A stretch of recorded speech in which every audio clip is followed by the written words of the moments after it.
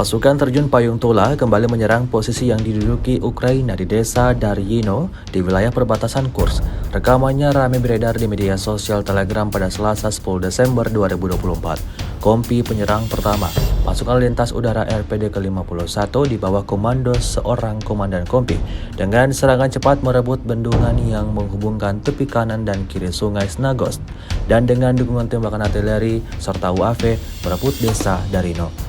Dapat dilihat dalam rekaman serangan bertubi-tubi intens dilakukan kelompok militer Rusia. Insiden ini jelas menambah daftar kerugian panjang Ukraina.